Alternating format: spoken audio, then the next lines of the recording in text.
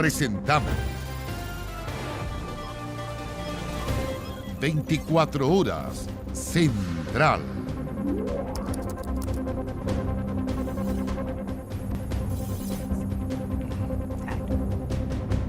Que la tensión no ha cesado tras el anuncio del gobierno de presentar su propio proyecto de retiro de fondos. Esta iniciativa, usted sabe, contempla un abono de 200.000 pesos a cuentas de afiliados que no tienen dinero que retirar y una fórmula de reintegro. Bueno, un proyecto que fue comentado por nuestros compatriotas que aseguraron que no importa el método que genere el retiro, lo importante, dicen, es recibir el dinero cuanto antes. Marian Basso con los detalles. Hay que comer. No sé de dónde sacar plata. No, no alcanza. Yo pago arriendo 120. A mí no me alcanza. No alcanza uno ni a pagar ni la luz ni el agua. Tengo 61 años, nadie me quiere dar trabajo. ¡Macari, 10.000 pesos! Ayer me dio por llorar porque me dio una impotencia tan grande. La gente necesita la plata ahora, ya. Ya que no nos llega plata del Estado, déjanos ocupar nuestra plata. Diversas vivencias y realidades que se repiten en distintos puntos del país, problemas que se acumulan, al igual que las deudas, escasea el dinero en miles de familias chilenas, muchas veces falta para las necesidades más básicas. Pero mucha la gente que necesita dinero, mucha gente que no tiene un pedazo de pan para comer. Alrededor de 18 millones de solicitudes se cursaron para recibir el primer y segundo retiro de las AFP, fondos utilizados en su gran mayoría para costear los gastos de la pandemia. El tercero, respaldado por amplia mayoría, se encuentra en el Tribunal Constitucional. Y este domingo, tras días de crisis y tensión, el gobierno presentó una alternativa. Vamos a enviar al Congreso y con la máxima urgencia un proyecto de ley que va a permitir a los chilenos retirar en alivio a los muchos problemas que hoy día enfrentan. La iniciativa presenta similitudes con el que promovió el Parlamento. Eso sí, se presenta como un proyecto de retiro y recuperación de fondos. Nuestro proyecto contempla efectivamente un bono a todas aquellas personas, y esto es muy importante porque ha circulado mucha información, todas aquellas personas que hayan estado con saldo cero en alguno de los dos retiros anteriores. Tras el primer y segundo retiro de las AFP, alrededor de 3 millones de afiliados se quedaron sin fondos en sus cuentas. La propuesta del gobierno incluye una transferencia de 200.000 pesos a quienes no cuenten con ahorros previsionales por ese motivo. Aquellos que tengan fondos y soliciten un tercer retiro podrán sacar un máximo de 150 UF y un mínimo de 35 UF, es decir, retiros entre 1 y 4,4 millones de pesos aproximadamente. ¿Por qué ahora el gobierno impulsa un nuevo retiro que se contradice con su reiterada negativa a hacerlo durante todo el debate legislativo? Quienes quieran retirar sus fondos y tengan renta sobre 1,8 millones de pesos mensuales imponibles deberán pagar impuestos. Además, el proyecto incluye un sistema de reintegro de los fondos retirados a través de un aumento en la cotización mensual del 2%. 1% será con cargo al empleador y el otro 1% con cargo al Estado, con un tope de 0,3% de la UF.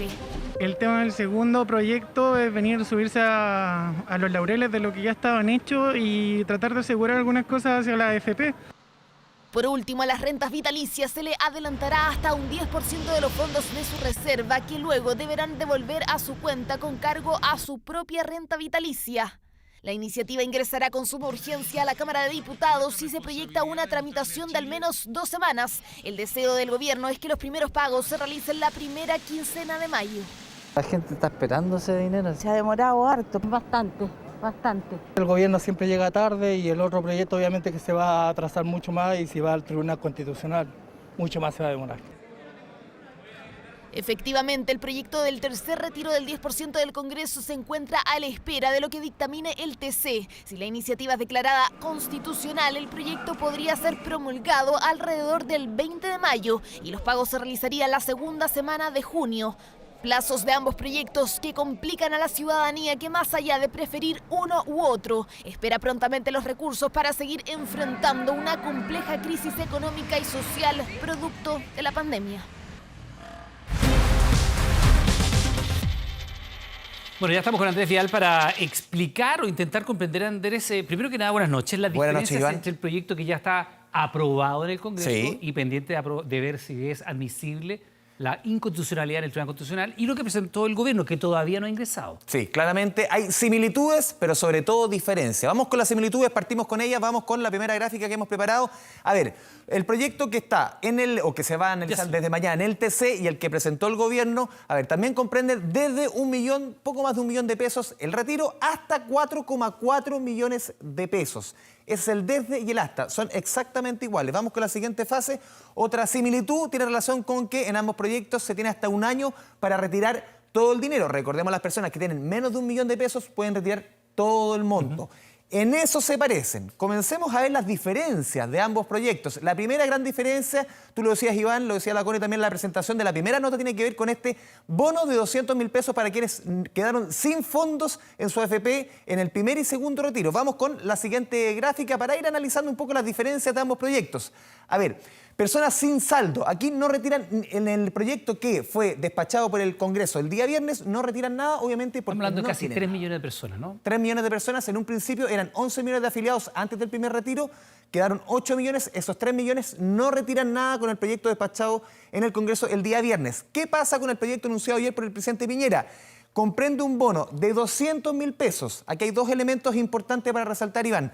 Estos 200.000 pesos van a la cuenta de AFP, a la cuenta individual. Y ahí la persona, haciendo el mismo proceso que lo ha hecho en los primer y segundo retiro, puede sacar esos 200.000 pesos y llevarlo, por ejemplo, a su cuenta RUT.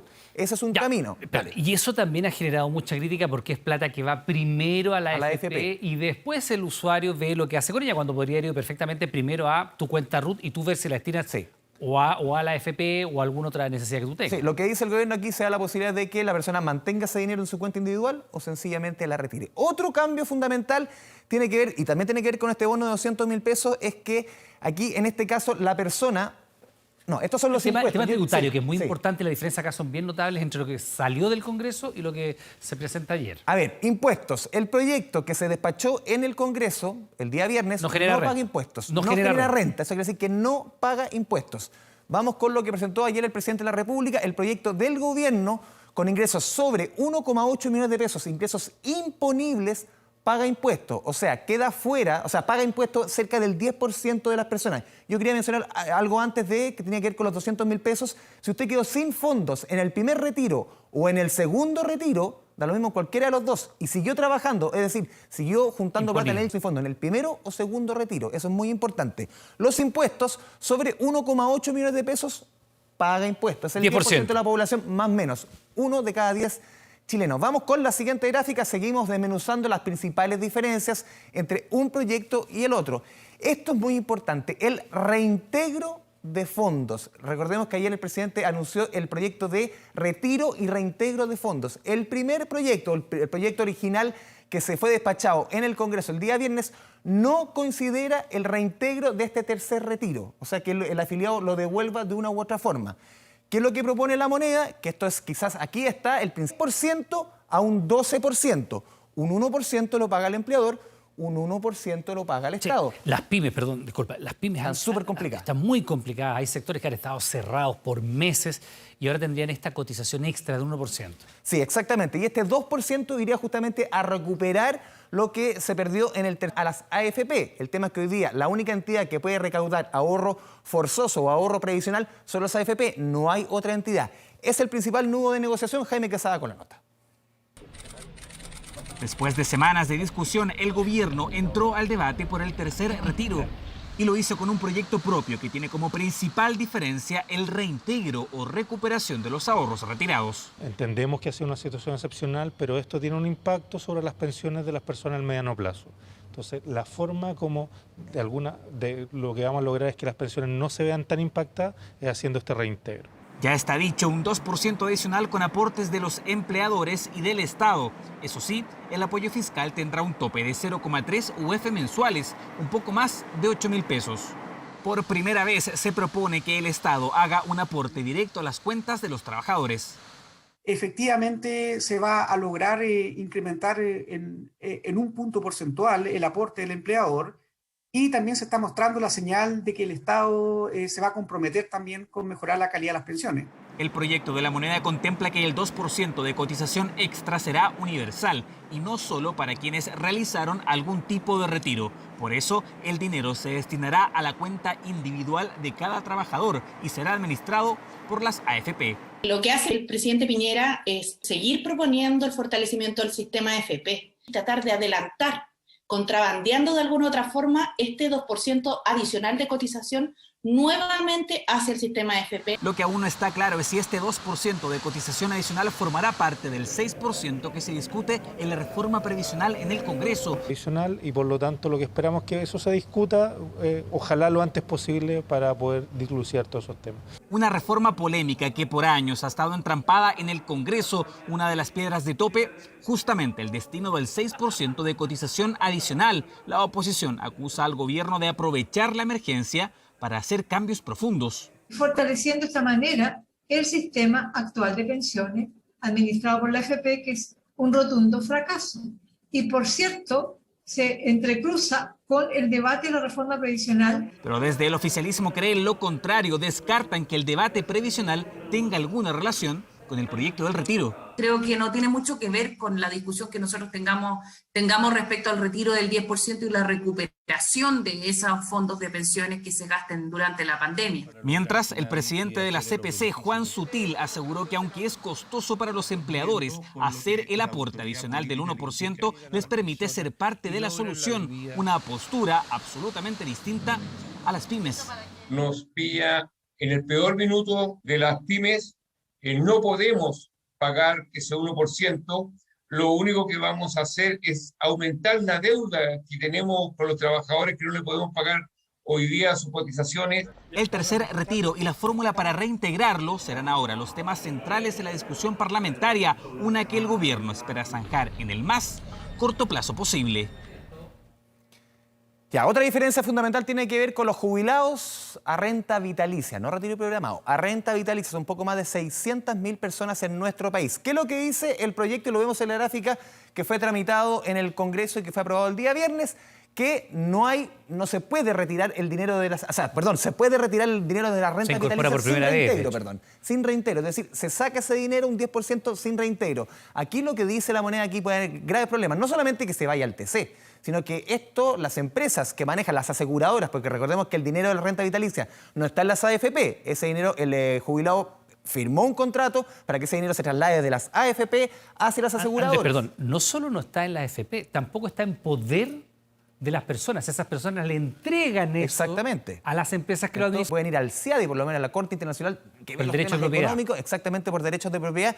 Eso puede traer justamente el tema de la renta vitalicia. ¿Cuál es el camino que busca el gobierno para que los afiliados o los jubilados de renta vitalicia puedan retirar ese 10%? Lo vemos en la gráfica, que es lo que busca que un monto similar a la reserva técnica con reintegro. Es decir, el 10% de lo que ellos tienen o pusieron... La reserva técnica es la plata que tienes. La plata que tienen en la compañía de seguro, más o menos un 10% con un tope de 2,9 millones, el Estado, la tesorería, te presta ese monto, 2,9 millones de pesos, y tú lo pagas en una cantidad de meses que no exceda el 10% de tu renta vitalicia mensual. O sea, es un préstamo. Es un préstamo de la tesorería, no de un banco. De la tesorería es como el préstamo solidario del bono clase media, es similar la figura. Aquí se presta con un tope de 2,9 millones de pesos y tú lo pagas mensualmente y la cuota no puede superar el 10% de tu renta vitalicia mensual, de tu jubilación mensual. Este y los otros elementos tendrán piso político en lo que presentó el gobierno. La oposición criticó la ofensiva del Ejecutivo y cuestionó el momento escogido,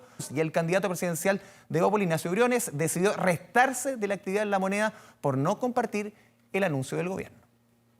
Muchas gracias y muy buenas noches. Una noche atípica en la moneda, con anuncio del presidente flanqueado por ministros y parlamentarios de Chef Bordes, Matei, Sichel y Lavín. Yo pienso que si alguien quiere que haya un tercer retiro rápido, esta es la forma, porque no hay ningún lío constitucional y además incorpora más personas. Lo que tienen que saber los trabajadores es que este proyecto es muy distinto al que tiene el Congreso, porque tiene una forma de recuperar los ahorros perdidos. El gobierno ha puesto sobre la mesa una fórmula que es mejor que la nuestra, porque nosotros no podíamos comprometer recursos públicos. Pero la señal de unidad fue empañada por una ausencia, la del candidato presidencial de Evópoli y ex titular de Hacienda, Ignacio Briones, quien no llegó a la moneda por su desacuerdo con el proyecto, tal como explicó en Estado Nacional. En momentos como este lo hemos planteado, lo que corresponde es hacer uso de la palanca fiscal, Yo no concuerdo con esa forma de hacer política, no concuerdo además porque hoy día nos está llevando a el fondo, nos está desfondando. Un contragolpe de la moneda que tensionó su vínculo con el Congreso. El gobierno ha solicitado que se apruebe con rapidez para que los recursos lleguen pronto. Sin embargo, la oposición insiste que el mejor camino es la inmediata promulgación del proyecto, despachado por amplia mayoría el viernes pasado. Iniciativa que será analizada por el Tribunal Constitucional.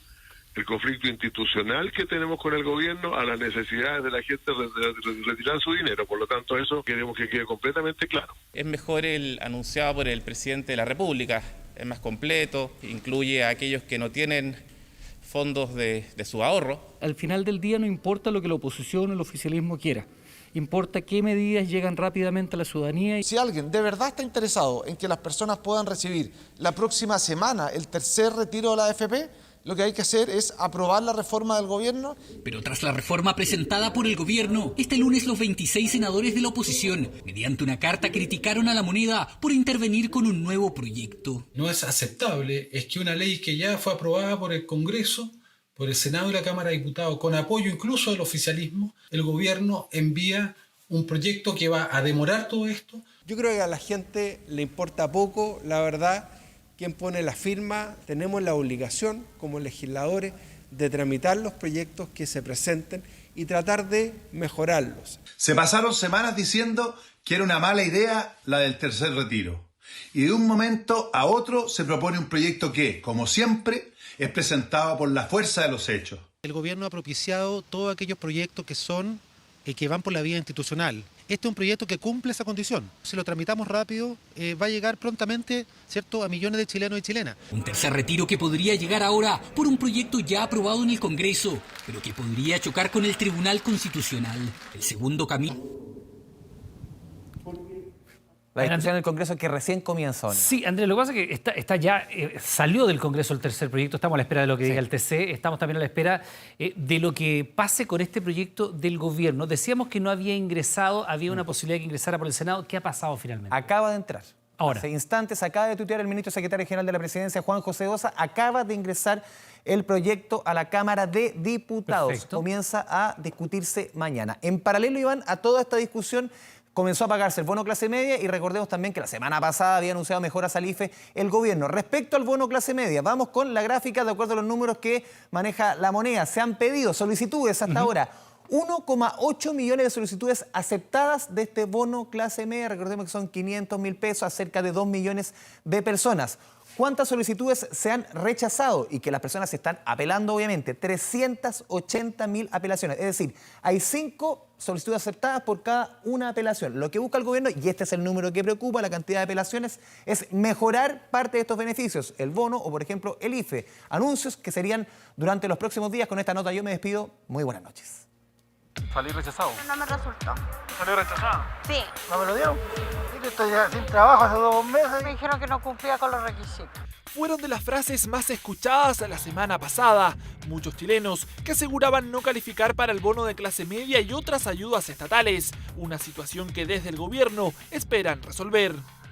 Vamos a anunciar nuevas medidas para incorporar a los beneficios del ingreso familiar y del bono clase media, personas que pueden haber quedado justificadamente excluidas. A la fecha se han aceptado 1,8 millones de personas para el bono clase media y se espera que a este miércoles 1 millón de ellos ya estén pagados. Sin embargo, existen 380.000 apelaciones que desde el Ejecutivo buscan tener una solución con nuevos beneficios que generan opiniones divididas en la gente.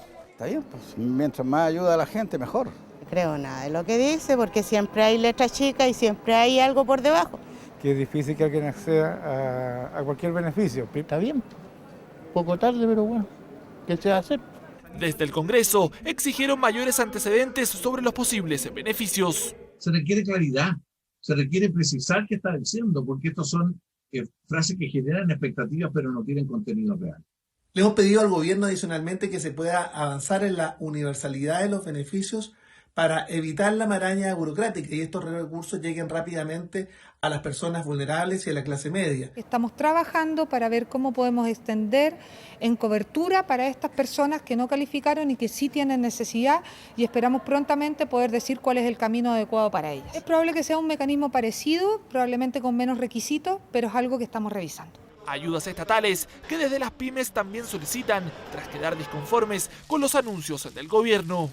El día viernes se nos contactó desde La Moneda pidiéndonos un plan de reactivación y hoy día el presidente Piñera no anuncia absolutamente nada. Al parecer, en la agenda del presidente de la República, las pymes y los emprendedores no están presentes. Y ahora van a haber medidas adicionales que seguramente van a tener que ver más con pymes, pero eso se va a ir anunciando paulatinamente, pero estamos trabajando a todo vapor para poder tener estas medidas lo antes posible. Nuevos beneficios para los próximos días, al que muchos chilenos estarán pendientes, con la necesidad de inyectar dinero a las economías de los hogares.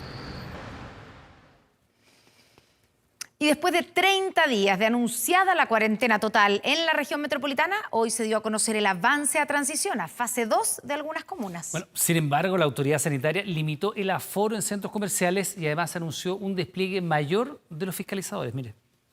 La región metropolitana completa, todas sus comunas pasan a etapa cuarentena. Tras un mes de este anuncio, 10 comunas de la región metropolitana dejarán el confinamiento total.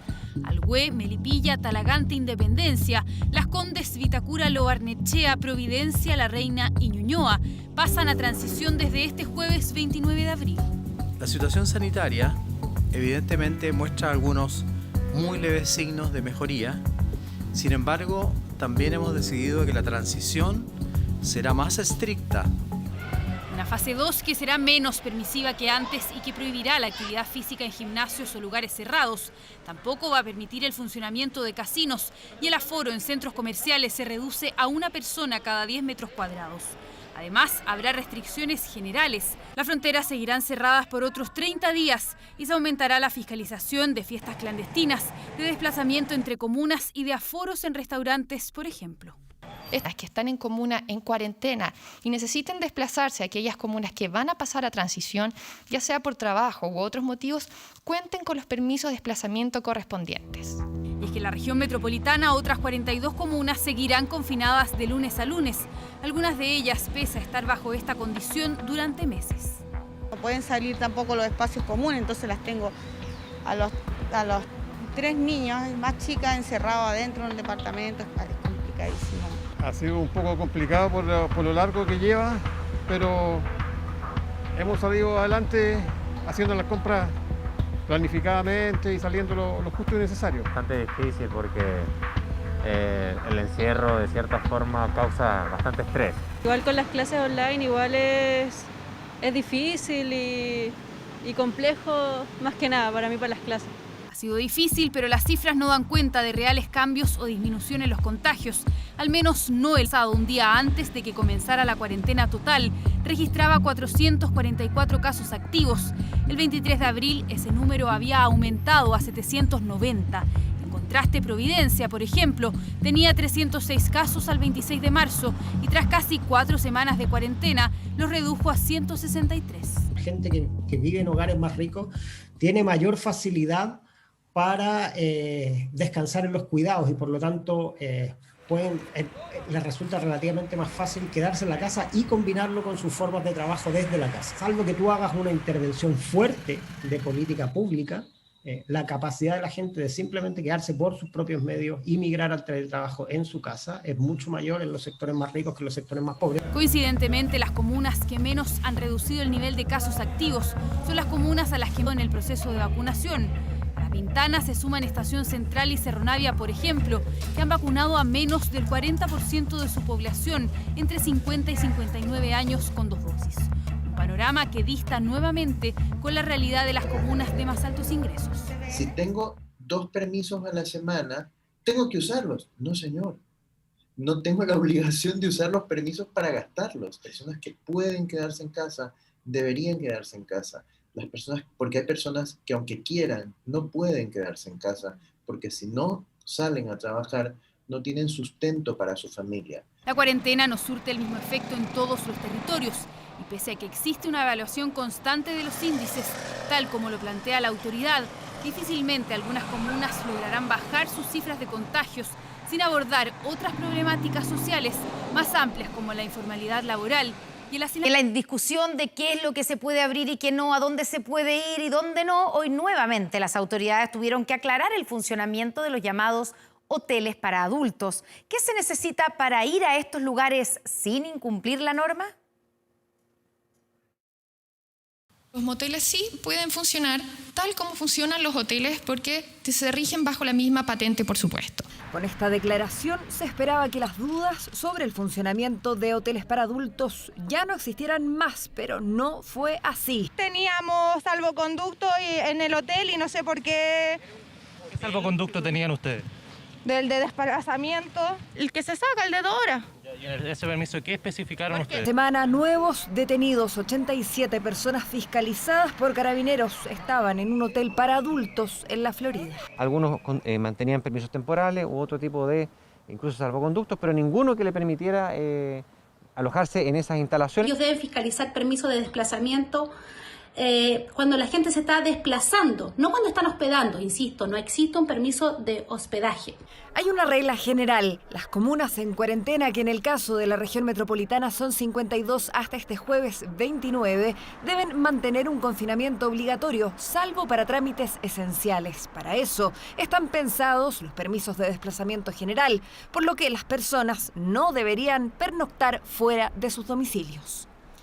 ¿Qué hoteles, moteles u hoteles para adultos pueden funcionar, ya que son servicios esenciales para quienes por motivo de fuerza mayor no pueden dormir en su domicilio, ojo, y en cualquier parte de Chile, por ejemplo, por asistir a un funeral o por trabajo o tratamiento médico?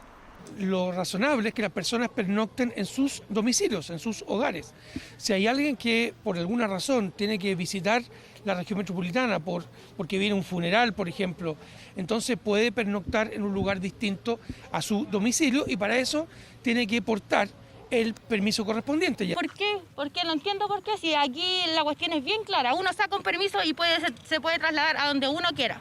La pregunta se la hicieron varios. Aquí la respuesta. El permiso de desplazamiento está dirigido básicamente a que haga uso de aquello que considere esencial. Si la persona considera que es necesario poder concurrir a estos recintos haciendo uso de este permiso, bueno, va a tener que hacerlo dentro del contexto y el tiempo que le otorga dicho permiso. En síntesis, si quiere usar sus permisos para ir a un motel u hotel para adulto, puede hacerlo. Si pernocta ahí y lo fiscalizan, deberá justificarlo, porque el llamado es a quedarse en casa. El establecimiento en sí tiene que asegurarse y advertir a quienes residen o a quienes van a hacer uso de este lugar que esas son las condiciones sobre las cuales puede operar. Aún así, desde el gremio de hoteles para adultos insisten que la normativa y las autoridades no han sido claras. Advierten que además Carabineros habría actuado fuera de la ley al ingresar a las habitaciones para sacar a los pasajeros. Es una falta gravísima, incluso anticonstitucional, pues viola el derecho de intimidad. Pero desde Carabineros hoy no quisieron referirse al tema. 87 personas detenidas que quedaron en libertad, aunque el mal rato se lo llevaron igual. 37, así se llama una nueva mutación del coronavirus descubierta recientemente en Perú. También conocida como variante andina, se trata de una cepa que ya estaría circulando en Chile. ¿Cuáles son sus características? Rodrigo Cid nos cuenta.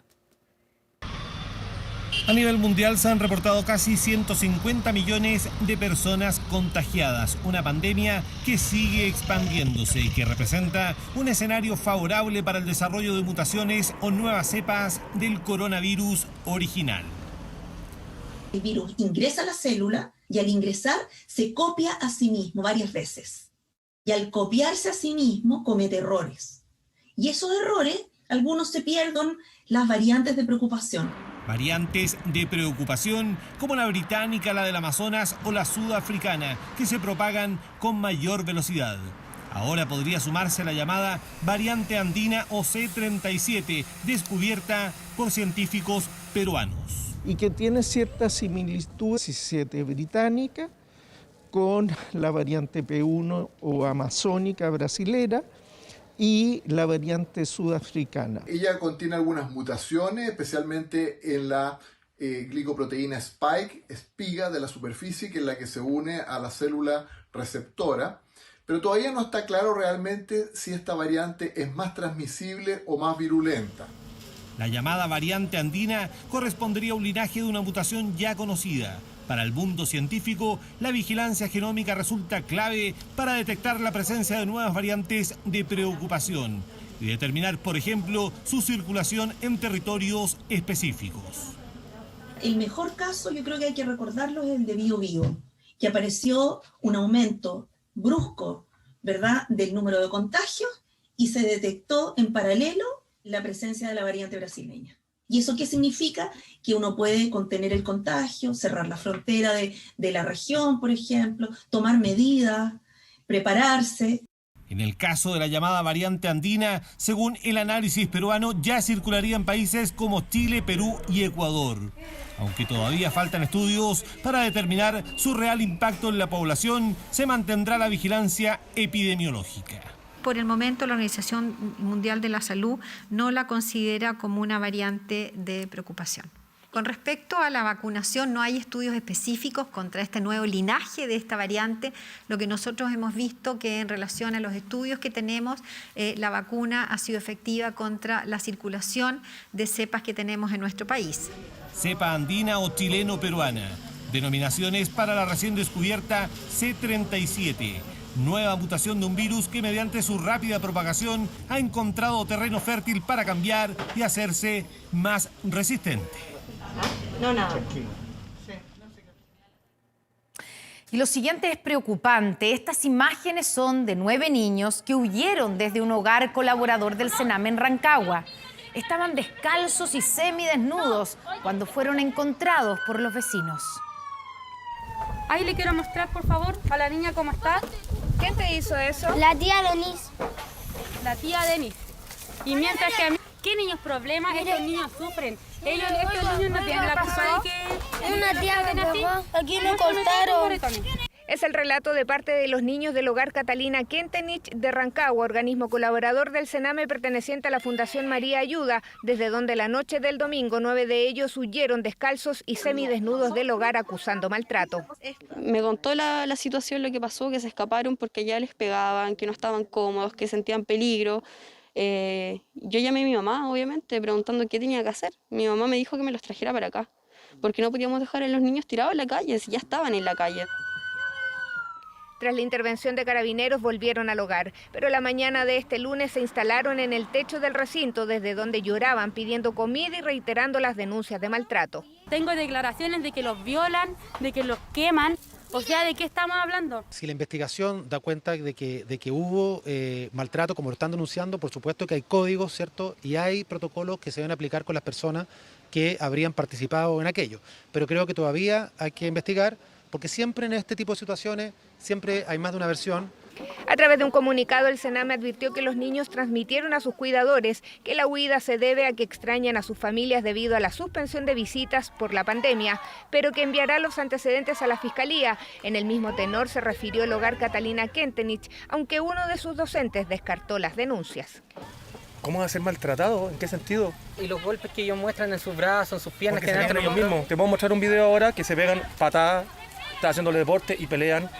Pero será finalmente el Ministerio Público el que determinará la veracidad de las denuncias, pues abrió una investigación para esclarecerlas. A través de uno de sus fiscales especializados se hará cargo de la investigación penal para determinar eventuales responsabilidades por el delito de lesiones u otro delito relacionado con estos hechos. Decenas de personas llegaron con ropa y comida para los niños, luego que esta imagen se viralizara en redes sociales. Allí se mantuvieron hasta que las Fuerzas Especiales de Carabineros dispersó a los manifestantes y detuvo a 3 personas. Buenas noches.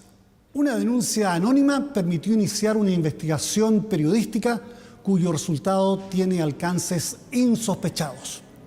En medio de la pandemia y aprovechando la emergencia sanitaria y la falta de profesionales de la salud, un individuo se hizo pasar por médico. Para validar su fraude, presentó títulos de universidades venezolanas que supuestamente lo acreditaban como cirujano y geriatra. Trabajó en 2 hospitales públicos durante uno de los momentos más críticos de la atención de pacientes COVID y lucró con un negocio de consultas a domicilio para adultos mayores. La crónica con Juan Francisco Rojas. Dice que todo lo que sabe de medicina lo aprendió en la Universidad Central de Venezuela y que en Chile ha trabajado en 2 hospitales públicos de los más grandes que hay en la región metropolitana. Yo trabajo en la urgencia del Félix Luna y el Soledad del Río. ¿Sí? Y en cirugía. Yo fuera de ser geriatra soy cirujano. Lleva meses cultivando su cartera de clientes, todos adultos mayores que necesitan atención médica. Salvé a 3 personas al mismo tiempo con paro cardiorrespiratorio. Y ellos no pudieron. ¿Cachai? Pero sobrevivo siento práctica. Verificamos cada uno de los antecedentes con los que se valida como médico en Chile Guillermo Mayer Lizana. ¿Usted es? Guillermo. Con mi carta de presentación, estoy en cirugía ahora. Su centro de operaciones está aquí en la comuna de Curacaví, hasta donde llegamos para ver cómo atiende el llamado geriatra a domicilio.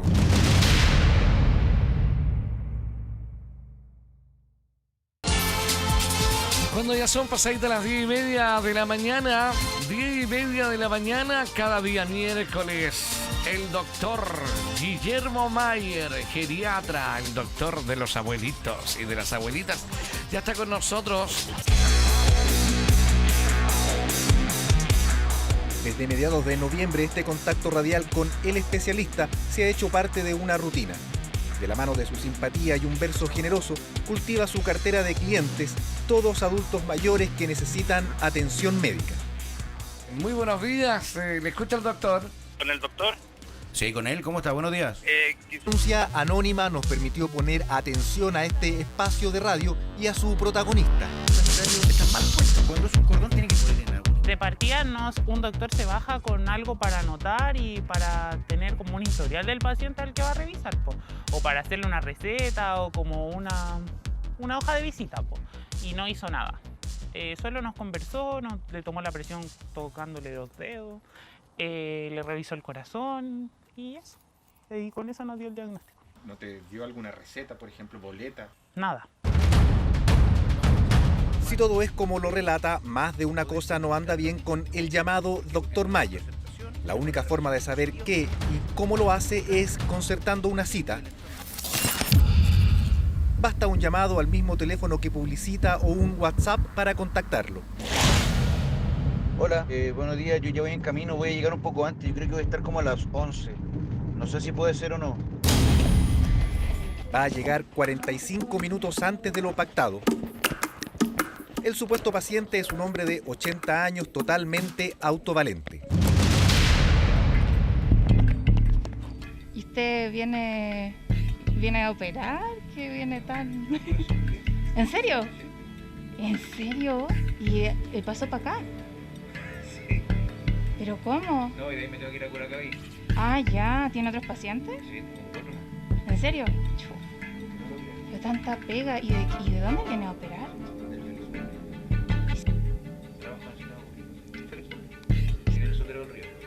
¿Cómo? ¿Los dos?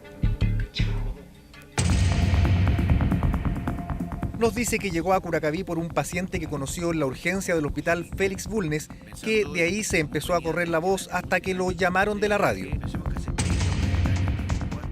¿Cómo está? Doctor, un geriatra. De la radio. Hasta ahora no conoce los antecedentes médicos de su supuesto paciente, tampoco si toma algún remedio. Todo avanza muy parecido a cómo lo describían en la denuncia. Préstame la mano. Préstame tu mano. Porque te voy a revisar la yema de los dedos para ver tu presión. Dame la mano. Eso dicen. El geriatra a domicilio revisa la presión sanguínea en la yema de los dedos de su paciente, no usa ningún equipo, lo repite en la mano de la cuidadora y sigue con el examen. ¿Te inscribió? ¿No? Ya, endereza un poquito. No, ahí no. Ya, aquí vamos. Respira por la boca. Fuerte. Ya, bota. Desde que lo saludó hasta que terminó de tomar la presión y escuchar los pulmones pasaron 9 minutos. Está con debilidad muscular, ¿cachai?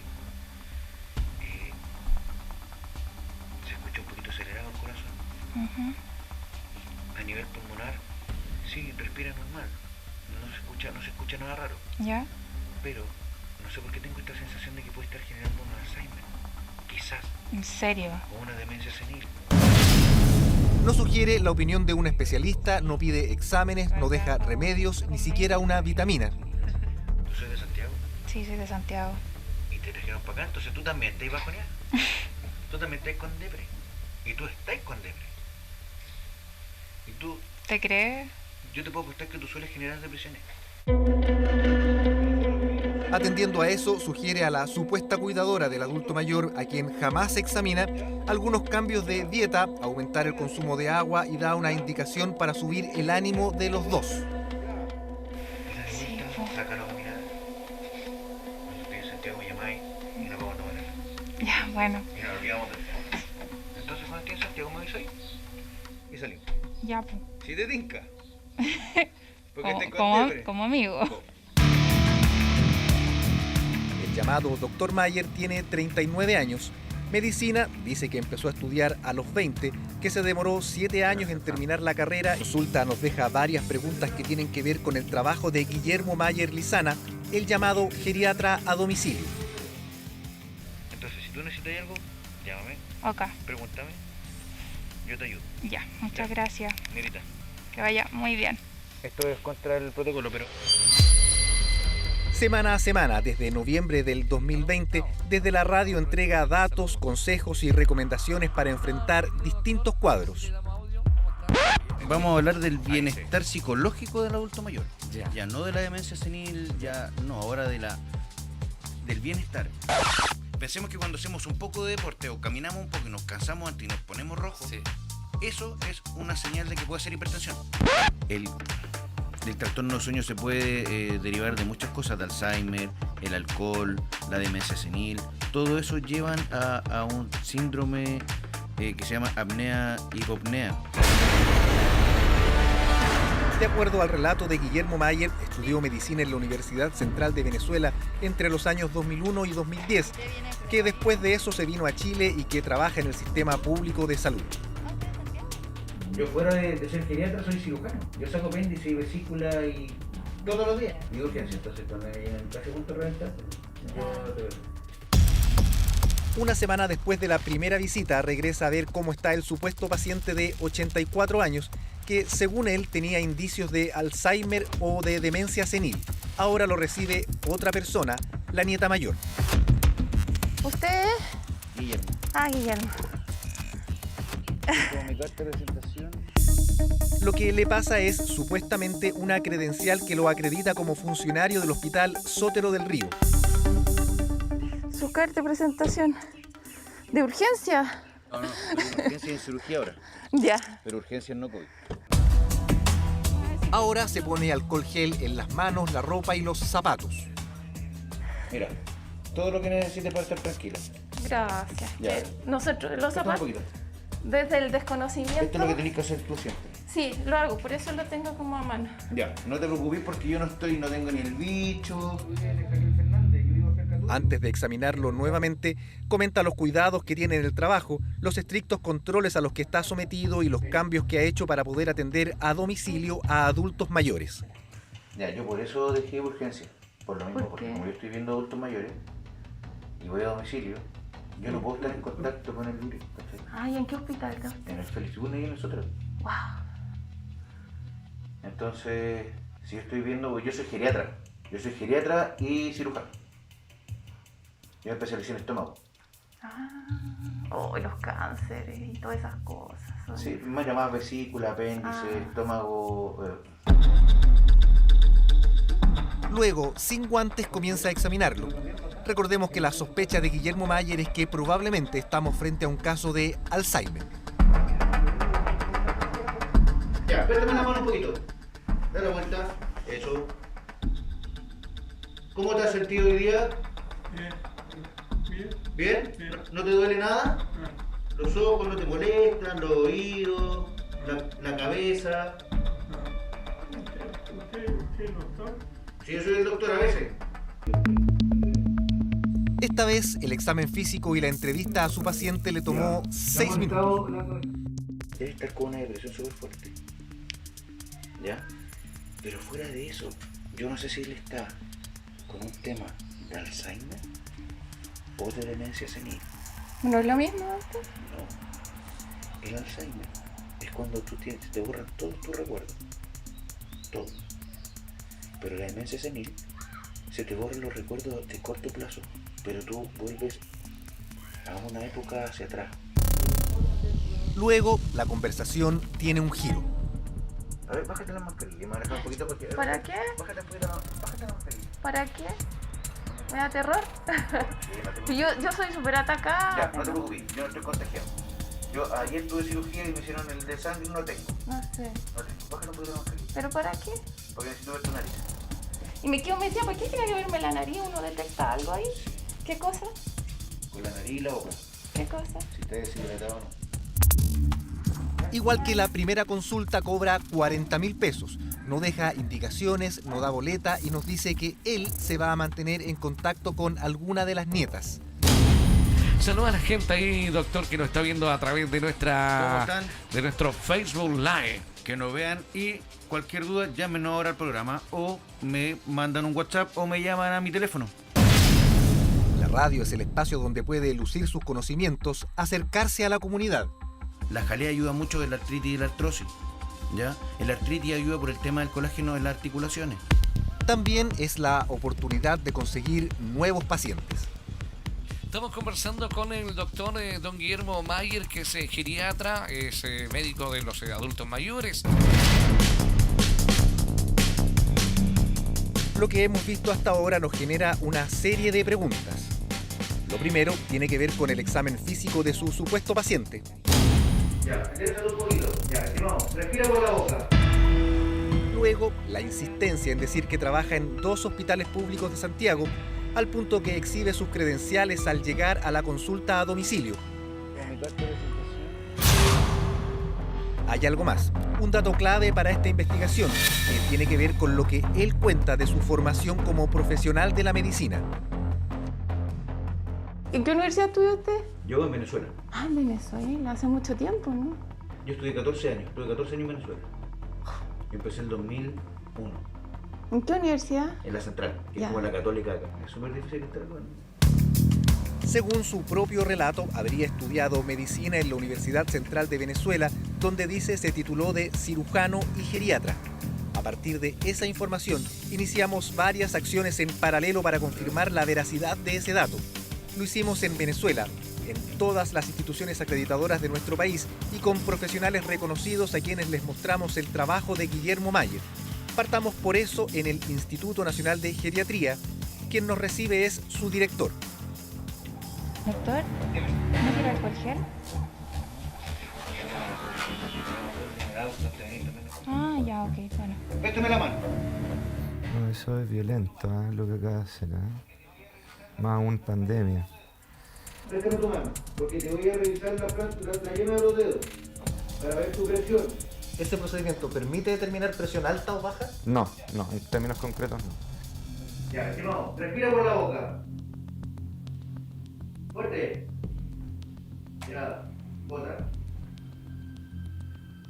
Al respecto, sin duda, el ponerlo sobre la ropa prácticamente hace imposible el poder escuchar estos ruidos de forma normal o si están alterados. Eso está mal hecho. Sin duda mal hecho. A nivel pulmonar, sí, respira normal. No se escucha nada raro. ¿Ya? Pero no sé por qué tengo esta sensación de que puede estar generando un Alzheimer. Quizás. ¿En serio? O una demencia senil.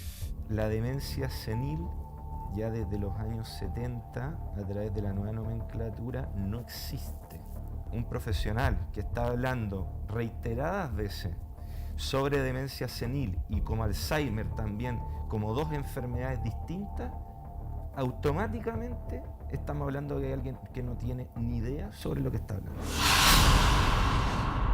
Su diagnóstico... Me atrevería a decir que no es geriatra, hay mala praxis y en estos momentos están vulnerando también derechos de adultos mayores en el cual depositan la confianza en un profesional para poder mejorar su salud. Y eso a mí me parece grave. La validación de los datos es compleja. La Universidad Central de Venezuela está hace meses en toma avanzamos por otro flanco. Preguntamos a las instituciones encargadas de habilitar o certificar títulos o especialidades médicas en Chile. En la Universidad de Chile no registra grados o títulos revalidados por esa casa de estudios. Tampoco hay registro de que haya rendido o siquiera solicitado dar el examen único de conocimientos en medicina. No ha validado la especialidad de geriatría en la Corporación Nacional Autónoma de Certificación de Especialidades Médicas y no está en el registro de prestadores acreditados por la Superintendencia de Salud. ¿Cómo entonces asegura que trabaja en 2 hospitales públicos de nuestro país?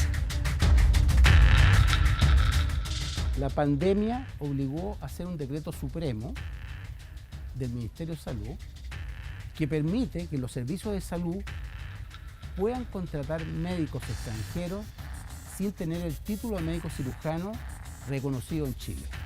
Y en ese caso es el Servicio de Salud el que tiene que garantizar que efectivamente ese médico hizo su formación en el país que lo hizo y por otra parte le permite a ese médico solamente trabajar donde le indique el Servicio de Salud y nada más, sin poder hacer ejercicio privado de la profesión.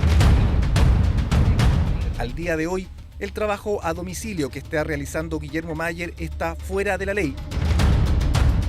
No es doctor. En Chile no tiene reconocimiento. Si no tiene reconocimiento, está haciendo ejercicio ilegal de la profesión. Categóricamente. La confirmación desde Venezuela avanza lento. Las autoridades de la Universidad Central que tienen atribuciones para confirmar los estudios de Guillermo Mayer están convalecientes o en cuarentena por COVID.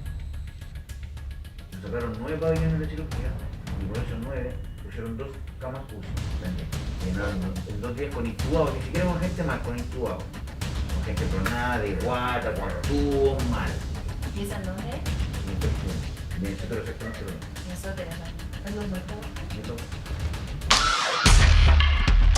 De su situación en Chile accedimos a la información pública disponible en la web. Ahí encontramos que Guillermo Mayer trabajó como médico durante junio y agosto del 2020 en el Hospital Félix Bulnes, donde aseguran presentó su título.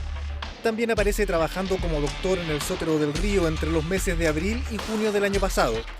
En los 2 centros hospitalarios confirman que trabajó ahí, pero no se nos precisó cuáles fueron las funciones que desempeñó, si hubo o no atención a pacientes o si, tal como él lo afirma, realizó cirugías. Un dato relevante que llega cuando ya empezamos a tener noticias desde Venezuela. No fue 1, sino 2 títulos los que presentó Guillermo Mayer Lizana en Chile. Uno es de la Universidad Central de Venezuela, donde dice que es médico cirujano desde el año 2007. Hay un segundo documento de la Universidad Nacional Experimental de los Llanos, Rómulo Gallegos. Ahí, según el diploma, habría hecho su especialidad en geriatría y gerontología.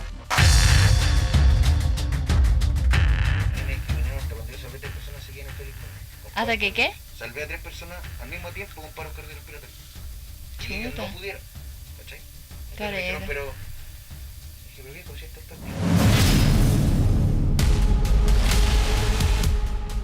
Guillermo Mayer Lizana no sabe que nosotros confirmamos que los documentos que presentó en Chile son falsos.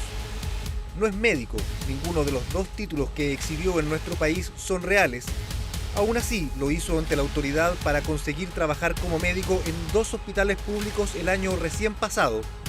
Él dice que estuvo en urgencia y que hizo cirugías en el Félix Bulnes y el Sotero del Río. Aprovechando una ventana que abrió la pandemia, se hizo pasar por un profesional de la salud y hasta ahora nadie se había dado cuenta. ¿Cómo?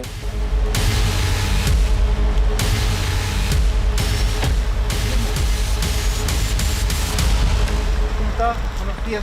Mi nombre es Francisco Rojas, soy periodista de Televisión Nacional. Quiero hacerle unas preguntas porque tengo unas dudas respecto de sus estudios. Dígame. ¿Dónde estudió? Mañana ahondaremos en este fraude. Es necesario indagar qué atenciones hospitalarias efectuó el simulador, qué ocurrió con sus pacientes y cómo logró burlar los controles para las contrataciones de emergencia. También escucharemos lo que tiene que decir Guillermo Mayer. El engaño probablemente tendrá consecuencias, no solo por el ejercicio ilegal de la profesión, sino también por las acciones judiciales que podría iniciar la autoridad sanitaria. Buenas noches.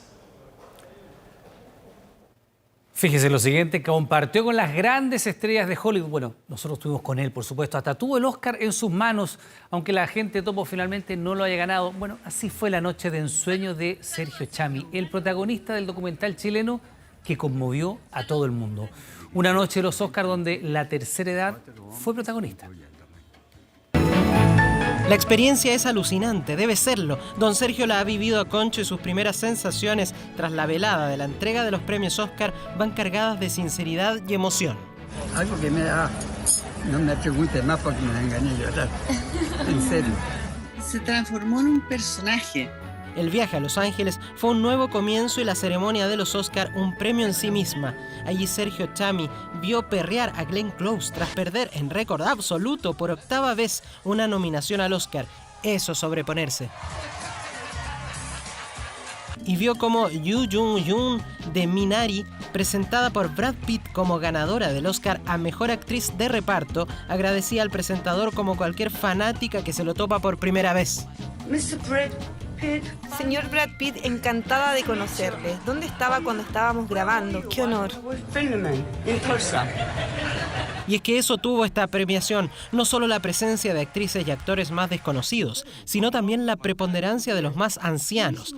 La coreana que ganó justamente en Mejor Actriz Secundaria es la tercera ganadora en esa categoría más longeva en la historia de estos premios. El premio de Anthony Hopkins lo convierte a sus 83 años en el ganador más veterano, más longevo en todas las categorías actorales.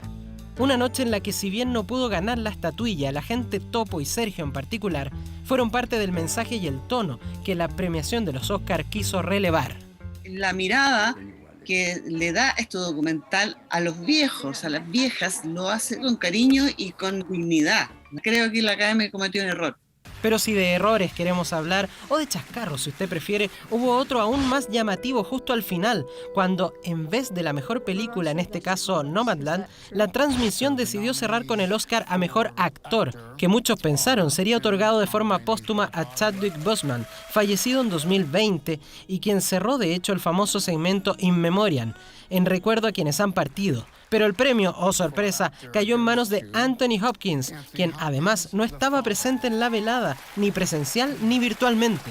Esto desmiente de partida lo que a veces mucha gente sospecha, que están todos los premios arreglados porque justamente se esperaba que pasara así y no fue. Se cerró de una manera demasiado extraña y muy atípica y abrupta. ¿Me gustó? ¿Sí? Sentencia Sergio justo después de la histórica velada. Tuvo el Oscar a su lado, tuvo a Laura Pausini a su lado. Pero sí, tuvo el Oscar, el que ganó Mi Maestro el Pulpo. Se lo prestaron para una foto. No obstante, son otros, los tesoros que guardará por siempre del magno evento. La maquinita esa que pasaba, que no me dejaba mirar bien. Ah, la cámara. Lo que dejó embobado al mismo hombre que embobaría al mundo entero con su calidez y esa historia de una vejez muchas veces olvidada, capturada en la entrañable cinta de Maite Alberdi. Yo soy de bajo perfil, entonces me siento totalmente halagado. No se logró el Oscar, pero el recuerdo, nuestro agente Topo se lo ganó in situ, a metros de los grandes estudios que le han dado vida al cine. Y Sergio lo guardará por siempre. Un abrazo para don Sergio, que por supuesto para todos nosotros es un gran representante y una película maravillosa. Le recordamos que a partir de las 22 horas Televisión Nacional de Chile está autorizada para transmitir programas para mayores de 18 años. Frontera Global. Hace exactamente 35 años el mundo fue testigo del peor accidente nuclear de la historia.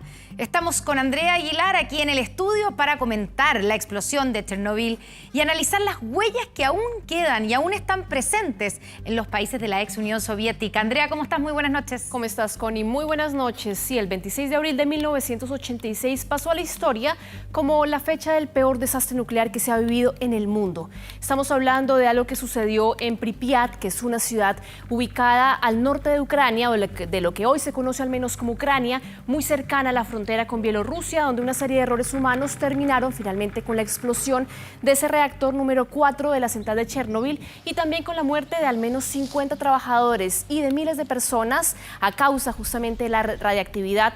Esto en una cifra que ha sido muy discutida en varias partes.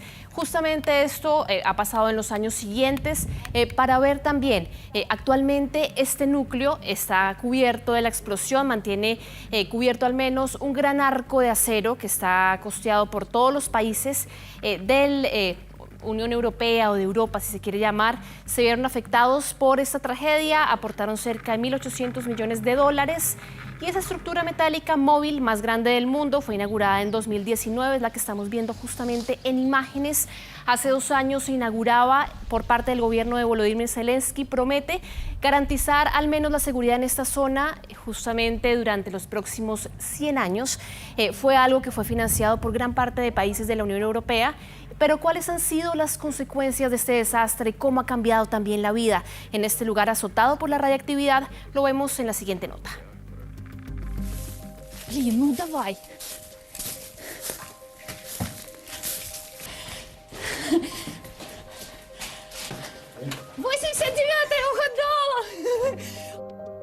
La emoción de Lyudmila Onchar, una mujer que regresó a su casa en la ciudad de Pripyat, luego de haber sido evacuada con su familia hace 35 años, contrasta con las imágenes apocalípticas que ha dejado al paso del tiempo por esta ciudad inhabitable.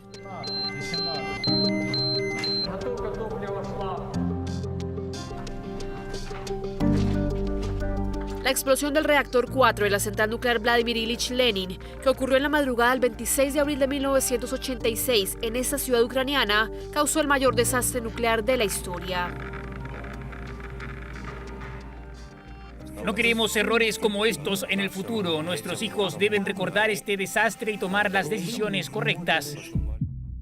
Los errores humanos que terminaron causando la fusión del núcleo del reactor y que las autoridades de la antigua Unión Soviética se empeñaron en ocultar a su población y a los países vecinos hasta que la nube radiactiva se extendió por Europa, continúan siendo objeto de debate más de 3 décadas después. Aquí en la planta nuclear de Chernobyl podemos ver consecuencias de la tragedia. Aún llamamos esta área con el nombre de zona de exclusión, lo que significa que no hay vida. Como autoridades tenemos la labor de hacer todo lo posible por revivir este lugar. El gobierno ucraniano retomó en este aniversario 35 su intención de que la llamada zona de exclusión, que abarca 30 kilómetros a la redonda desde los restos de la central, sea reconocida como patrimonio de la humanidad, a pesar de que la radiación tardará más de 24.000 años en desaparecer de este lugar y sus consecuencias han marcado a toda una generación. Mis amigos y mi marido murieron ahí. Están todos aquí en este monumento. Esto sigue siendo algo muy duro. Pero más duro que la misma tragedia fue lograr evacuar de sus casas a miles de habitantes que se negaban a dejarlo todo por miedo a las consecuencias de la radiactividad. Algunos, como Evgeny Markevich, este maestro de 85 años, se le ingeniaron para regresar a pesar de los riesgos. Usé documentos falsos para pasar por científico. Me hice pasar por policía con un uniforme y me escabullí por el bosque hasta que llegué a mi casa. Es una alegría vivir aquí, aunque nada sea como antes. 35 años después de la tragedia de Chernobyl, la ciudad de Pripyat se debate entre la nostalgia y la llegada de turistas atraídos por la posibilidad de visitar este fantasmagórico panorama. Me siento abrumada porque han sucedido demasiadas cosas aquí. Ha muerto mucha gente y esto es un pueblo fantasma. Por eso es increíble ver todo esto. Pero el boom de turistas desatado en 2019 por la serie de HBO que retrataba el drama de Chernobyl no ha sido bien recibido por los familiares de las víctimas, que rechazan que la tragedia de sus vidas sea reducida a un lucrativo recorrido. Para mí esto es algo muy delicado y muy doloroso. No entiendo cómo hay gente que compra y vende recuerdos. Ucrania, Rusia y Bielorrusia rindieron este 26 de abril varios homenajes para recordar a los 50 trabajadores que fallecieron en la planta y a las miles de víctimas posteriores que dejó el peor accidente nuclear de la historia, cuyas heridas después de 35 años parecen muy lejos de cicatrizar.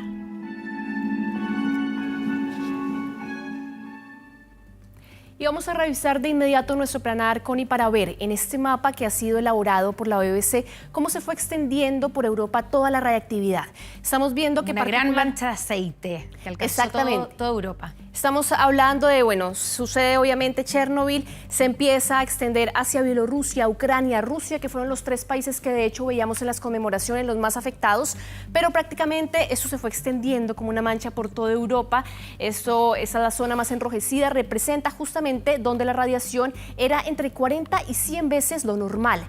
Sin embargo, mientras en casi toda Europa oriental, en partes de Suecia, de Finlandia, hubo entre 10 y 40 veces la radiación normal, de hecho fue Suecia el país que alertó al mundo entero que estaba sucediendo esto en Chernobyl. Ellos trataron de mirar lo que estaba sucediendo 1100 kilómetros y alertaron, porque recordemos que la Unión Soviética en ese momento trató de esconder todo, incluso para sus propios ciudadanos, hasta el 28 de abril, 2 días después, ellos en un telegrama justamente pasaba eso y decían la información. Vemos ahora cuáles son las zonas más contaminadas. Fue tanta la radiactividad que según National Geographic hay un área de unos 150.000 kilómetros cuadrados que comprende esos 3 países que hemos venido analizando y que de hecho aún hay un grado de contaminación. El tamaño de esta superficie, para ponerlo en dimensión también en Chile, a todas las regiones de Chile, desde Valparaíso hasta la Araucanía. Es como si todo eso estuviera contaminado. Mientras que la zona de exclusión engloba un radio de unos 30 kilómetros alrededor de la planta. Pasemos a nuestro siguiente planar para ver cómo es las cifras básicamente que nos deja esta tragedia. 400 veces superior a las bombas de Hiroshima o Nagasaki. 350.000 evacuados y 4.000 muertos en los últimos o en los 20 años posteriores. Claro, porque ahí en la discusión, en la cifra de los muertos ha habido mucha discusión. En un principio se habló de 31 personas muertas directamente, después la ONU lo amplió a 50, pero claro, el efecto posterior ha hecho que la tragedia sea mucho peor en términos de las consecuencias de víctimas fatales. Exactamente. 4.000 son las muertes que ha dado la ONU, 12.000 dijo en su momento Ucrania, sin embargo continúa siendo un misterio cuánta gente realmente murió a causa del peor accidente nuclear en la historia de la humanidad. Andrea, muchas gracias. Muy buenas noches. Muy bien, buenas noches. Si usted se asoma a la ventana, podrá verla, pero si no es posible porque algo lo tapa, nosotros se la estamos mostrando. Es la 4ª luna llena del año, pero es una super luna rosa. Ahí está en todo su esplendor, que se llama así no porque tenga una pigmentación especial, sino que el nombre se cree proviene de la tribu nativa americana Algonquí, quienes asocian esta luna a la aparición de las flores a principios de la primavera del hemisferio norte. Si nos fijamos, se ve más grande que otras lunas llenas. La razón, la órbita elíptica de nuestro satélite natural está ahora más cerca de nosotros, distancia conocida como perigeo. La luna hoy está a 357.397 kilómetros de la Tierra.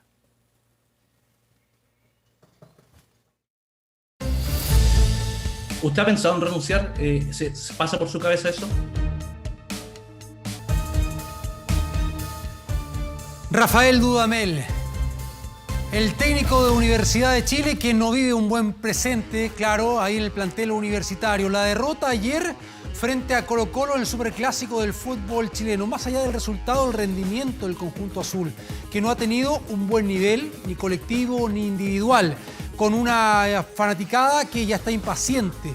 Pero dicen que continúa al mando Universidad de Chile, a no ser que los nuevos dueños desean otra cosa. Pero reitero, decisión que tomarán los nuevos dueños en propiedad de aquí a un mes más. Detalles en la siguiente nota. Triste la hinchada azul, triste Dudamel. Hay momentos trascendentales en donde no se puede fallar. Son en las finales y en los clásicos. Pero falló. Rafael Dudamel perdió el superclásico y si ya no tenía créditos, ahora su puesto pende de un hilo. Sus dardos hacia la dirigencia deportiva no han sido suficientes para el despido. No voy a permitir seguir siendo el escudero de nadie. Aquí, con respecto a las contrataciones, tienen que hablar los directores deportivos, que son los que se encargan de las gestiones.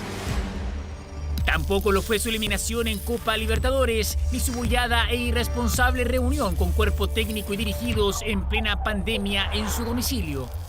de insistir en reuniones en domicilios. Y si tenemos este tipo de actitudes, estamos poniendo en riesgo la salud de las personas. Vulnerando el permiso único de desplazamiento. Si se analizan los números, claramente no es ni lo que los hinchas ni la dirigencia querían cuando se le contrató. 21 partidos dirigidos, 6 victorias, 11 empates y 4 derrotas. Menos de un 50% de rendimiento, tras lograr 29 de 63 puntos posibles. A pesar de todo lo anterior, no habrá despido por el momento.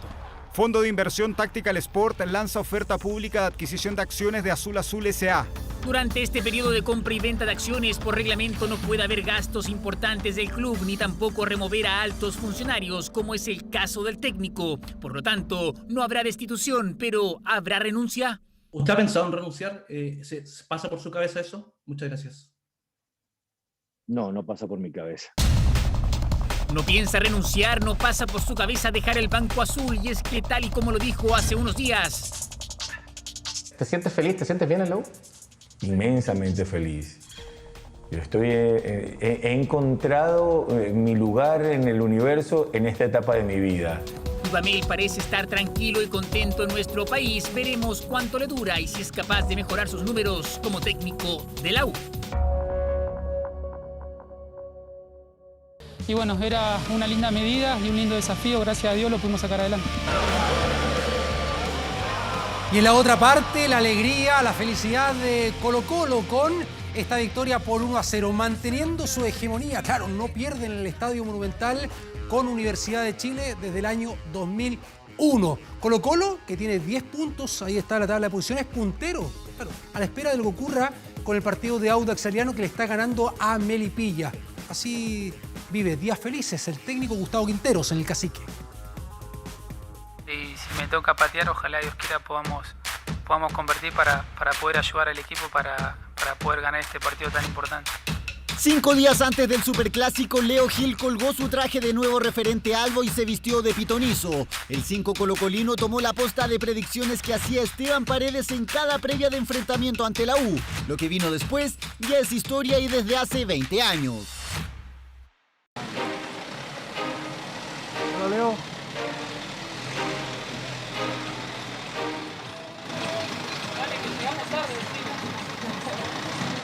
Aunque para el argentino con nacionalidad chilena este domingo no empezó como hubiese querido, con 5 minutos de retraso, gesticulando y metiendo bocinazo, llegó al Monumental.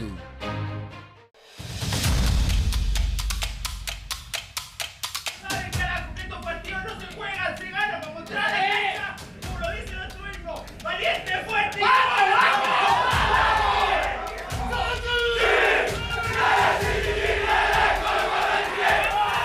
Arenga del capitán Gabriel Suazo y el último grito del Colo Gil y a la cancha. El ex Vasco da Gama enfrentaba por primera vez a los azules y su debut fue brillante.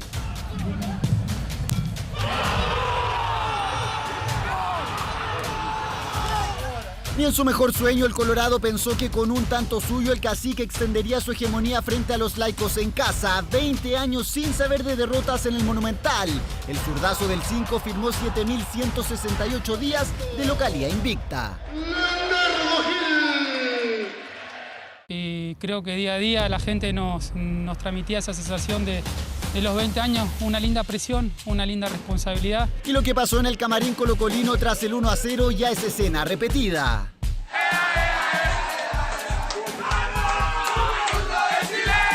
El arquero Brian Cortés vía Instagram transmitió para todos los colocolinos la íntima celebración del plantel, la que además se extendió de camino a casa.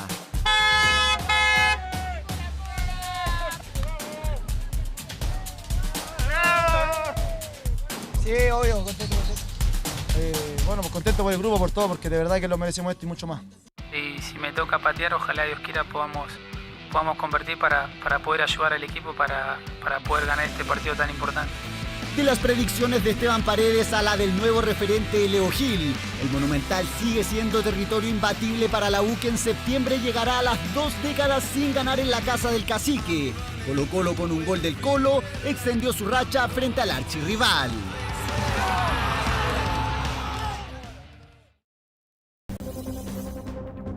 Ya volvemos con 24 Horas Central, con el auspicio de Lucafé, un café de origen. ¿Cuál es el origen del café Lucafé? La selección de los mejores granos inicia directamente de las plantaciones de café en los países productores. Lucafé apoya al agricultor de café para que produzca granos de alta calidad. Nuestra cualidad es tener profesionales clasificados para seleccionar los mejores granos directo a sus tazas. Lucafé, un café de alta calidad. Lucafé, un café de origen. Lucafé, e vivi la vita. Desde acá puedes ver películas, chatear o comprar. En falabella.com puedes contratar un plan así de fácil. Encuentra todos los equipos de todas las compañías. Huawei y 8P a costo cero. Contratando un plan Entel de 15.990 pesos con tu CMR. Encuéntralo en falabella.com. Break Inmobiliario. Lo que siempre soñaste ya es una realidad. Con 4más, tener tu casa ideal es mucho más fácil de lo que imaginas. Contarás con una asesoría permanente en el diseño, la arquitectura y la construcción de tu casa modular que hará tu proceso mucho más rápido, fácil y con un valor conocido. Cada vivienda es personalizable y exclusiva en cuanto a su diseño, materiales y terminaciones. Construye tu primera o segunda vivienda en solo 120 días y obtén una casa de alto estándar en calidad, arquitectura y diseño. 4más Constructora e Inmobiliaria te espera. Cuando yo era chica, muchos niños se bañaban en el Sanjón. No sabían de que realmente les hacía mal eso, porque venían las aguas muy sucias que se podían enfermar. Teníamos que cerrar las ventanas y las puertas con el mal olor que había. Yo doy gracias que alguien haya solucionado este problema. Ya no tenemos ese mal olor, que es lo principal. Recuperamos nuestro espacio y nos ha cambiado totalmente la vida.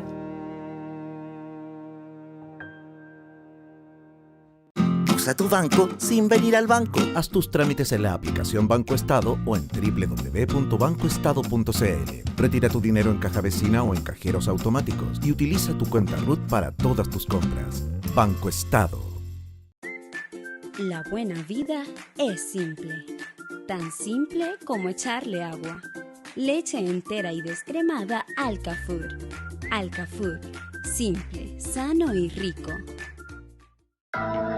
Visionario, quien incorporó la primera cámara giratoria, quien lanzó el primer teléfono 5G, quien desarrolló la primera pantalla enrollable.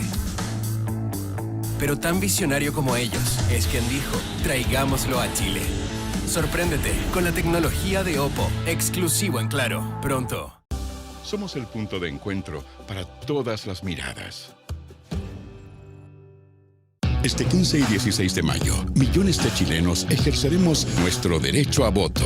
Pero para ejercer un derecho, también hay que informarse. Para eso, todo el equipo de 24 horas ha preparado una programación especial para que conozcas los perfiles de cada candidata y candidato, con el debate constitucional necesario, el análisis profundo de los temas que más te importan, la presentación de propuestas concretas para cada comuna y todo junto a la más completa herramienta de contenido electoral en nuestras plataformas y en cada una de nuestras ediciones. Porque todo pasa en 24 horas. Este 15 y 16 de mayo, Chile elige, pero informado. Sube pulsaciones y adrenalina. Si amas correr o sumar kilómetros sobre tu bicicleta, este es tu lugar. Rayo K, sábado 19:30 horas.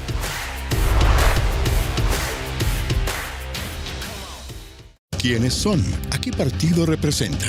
¿Cuáles son sus propuestas? Son miles quienes buscan escribir un nuevo país. Pero antes de tomar una decisión, lo mejor es conocerlos. Conoce tu candidato y candidata. La nueva plataforma digital de 24horas.cl, donde podrás encontrar a todos los aspirantes de la histórica elección de mayo. Convencionales constituyentes, alcaldes y concejales, gobernadores regionales. Conoce tu candidato y candidata. Todo pasa en 24 horas. Gasco, con más de 164 años de historia, ha impulsado una importante mejora en la producción y suministro de vapor de Amatime, empresa líder en la producción de purés orgánicos de Chile y el Cono Sur, para una operación más limpia, eficiente y amigable con el medio ambiente. Se desarrolló un innovador proyecto de suministro de vapor para reducir los costos de sus procesos, aumentar la eficiencia energética y reemplazar el petróleo que utilizaba la compañía por gas licuado o combustible más limpio que otros tradicionales. Este innovador proyecto nos permite presentar una solución concreta en la disminución disminución de costos y en la huella de carbono en la industria agrícola. Este cambio energético repercute de forma inmediata en la disminución del 89% del material particulado contaminante y del 26% del dióxido de carbono. Gracias a esta alianza seguimos reforzando nuestro compromiso con el cuidado del medio ambiente y la salud de las personas. De ahí que apostamos por un modelo más sustentable, creando un precedente dentro de la industria agroalimentaria. Dale un giro a tu empresa y obtén una operación más eficiente, limpia y amigable con el medio ambiente. Más información en www.gasco.cl. Con el auspicio de Gasco Energía que Transforma, estamos viendo 24 horas Central. Estamos de regreso con una historia relacionada con el peor desastre nuclear de la historia. Claro, el accidente de Chernobyl a 35 años. Un día como hoy, en 1986, con tantos relatos como el siguiente, que tiene relación con un equipo de fútbol en Ucrania, que pertenecía por entonces a la Unión Soviética. Esta es una foto del equipo justo antes del accidente. Algunos ya no están con nosotros.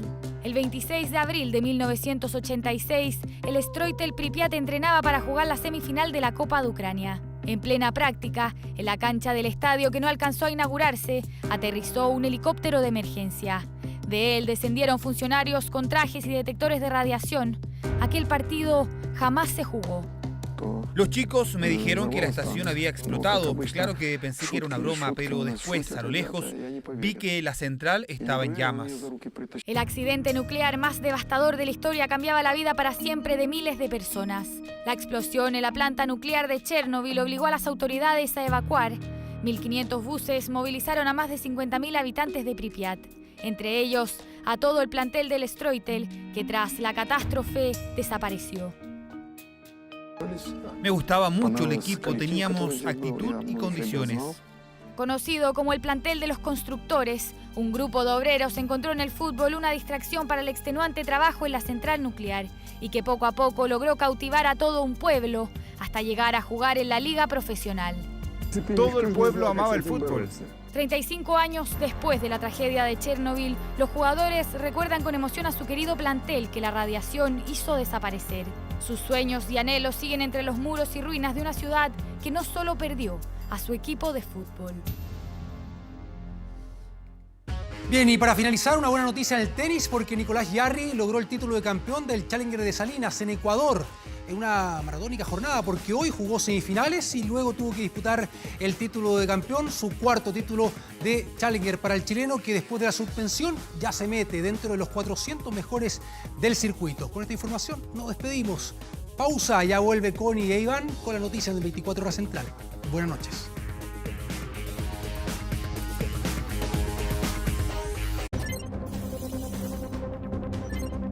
Ya volvemos con 24 Horas Central.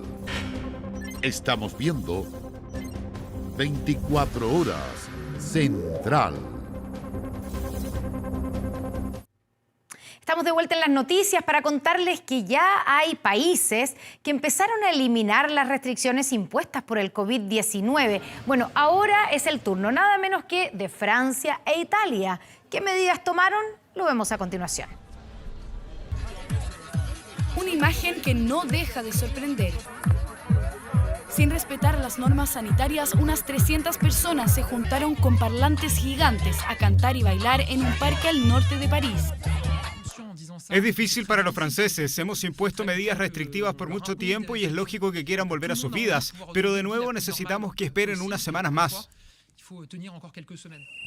Aunque en Francia todavía no está permitido este tipo de reuniones masivas, hoy los escolares sí pudieron volver a los colegios de forma presencial. Nos divertimos en las vacaciones, pero el colegio tenía que volver con el uso de mascarilla. Es mejor estar en el colegio. Si las cifras de contagios siguen a la baja, se espera que a mediados de mayo Francia pueda reabrir los comercios no esenciales. Un poco más al sur, en Italia, se toman un respiro de las rígidas restricciones. Desde este lunes, después de meses de abrir y cerrar debido a las distintas olas del coronavirus, los restaurantes, teatros, cines y museos podrán volver a recibir público, aunque todavía con ciertas restricciones. El Coliseo es un ejemplo de ello.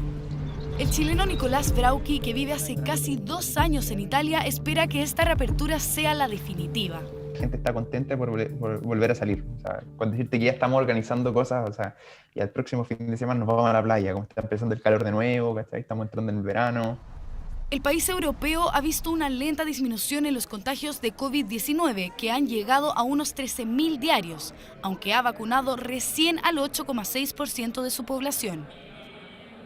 Los locales que lograron sobrevivir tanto tiempo cerrados están presionando al gobierno para disminuir otras restricciones, pidiendo, por ejemplo, el aplazamiento del toque de queda o el poder usar todo el aforo disponible del local. Esta medida castiga a los que no tienen terraza. Nosotros tenemos una pequeña, pero tenemos suerte. Estos 2 países se suman a otros de Europa como Suiza o Reino Unido, que de a poco han comenzado a darle más libertades a sus habitantes y a permitir medidas de apertura que esperan no tener que revertir. Bueno, y acá en nuestro país este jueves 10 comunas de la capital avanzan a fase 2. Con ello, los colegios y jardines infantiles podrán retornar a las clases presenciales. Desde el Ministerio de Educación se explicó que los establecimientos en fase 2 podrán abrir de forma gradual y voluntaria para los estudiantes que residen en comunas que no estén en cuarentena. Los establecimientos deberán seguir garantizando las clases remotas. Escuchamos. En aquellas comunas que avanzan a fase 2, los establecimientos educacionales podrán volver a abrir sus puertas, tal como ya lo están haciendo los cerca de 1.300 establecimientos educacionales en comunas que están en fase 2 o siguientes. Esto es una muy buena noticia para los alumnos y para los apoderados que han pedido que, con todas las medidas sanitarias, los establecimientos vuelvan a estar abiertos para sus alumnos. Gasco con más. Estamos de vuelta aquí en 24 Horas Central con esta imagen impresionante, maravillosa. No está grabada, no está pintada. Está es vivo. la luna Perfecto. real, la super luna rosa, en vivo y en directo por las pantallas de TVN. Ya, datos. Es la 4ª luna llena del año. Tiene característica porque está más cerca que nunca. Yo no pensaría que es por la tonalidad. No, fíjate que se cree que proviene de una tribu nativa americana, los Algonquin, quienes asociaban esta luna a la aparición de las flores a principios de la primavera, en el hemisferio norte, por supuesto. Claro, acá estamos en el otoño, allá en la primavera. Y si nos fijamos, se ve más grande que otras lunas llenas. No es cualquier luna llena. Tiene y unas la razones. razón, claro, es porque la órbita elíptica de nuestro satélite natural está ahora más cerca de nosotros, una distancia conocida como el perigeo. Ya, esa es la super luna rosa. La invitación es que se asome por la ventana, la observe. Y si no, se la mostramos nosotros acá en directo. Fíjate que hay una distancia. Tú decías que la distancia se conoce como el perigeo. La más cercana. Ya, la luna hoy día está a una distancia de 357.379 kilómetros de la Tierra y es por eso que se ve tan impresionante. Mira, y esa imagen que estamos viendo allí corresponde a una captada por un observatorio astronómico. Exactamente, por el Observatorio Astronómico de la Universidad Católica, y desde ahí nos llega esta imagen que encuentro que parece que estuviera como pintada, ¿o no? Y varios de nuestros telespectadores en redes sociales también están publicando, nos han mandado datos por interno de cómo se ve en distintas zonas del país, recomendaciones y todo lo que tiene que ver asociado, por supuesto, a esta hermosa super luna rosa que se ve así en vivo y en directo cuando son las 22:39. Nosotros hemos visto que Australia fue, de hecho, el primer país que tuvo una luna rosa preciosa durante la jornada y hemos ido viendo también cómo ha ido avanzando, por supuesto. Esa es la imagen que tenemos nosotros desde nuestras cámaras. Sí, ahí está más rosa, porque en la otra imagen se ve más blanca. Encuentro que aquí se ve más rosa. Ya, super luna rosa. Bien, pues, así se ve, véala a través de su ventana, o si no, nosotros se la mostramos. Y ahora tenemos una invitación para que usted vaya a nuestro portal 24horas.cl. Búscalo. 24horas.cl. Búscalo y encuéntralo. Así es nuestra plataforma. Conoce a tu candidato o candidata de 24horas.cl con más de 1000 propuestas de candidatos constituyentes y un buscador por nombre, apellido o comuna. Un proceso fácil para poder votar informado en las elecciones del 15 y el 16 de mayo. A menos que la pandemia diga otra cosa. No, pero sí ya. Bien. Estamos terminando las noticias, como siempre le damos las gracias por informarse junto a nosotros. Siga en nuestra sintonía, llega un nuevo capítulo de Fuerza de Mujer. Que lo disfrute, que tenga buenas noches. Que descansen, hasta mañana.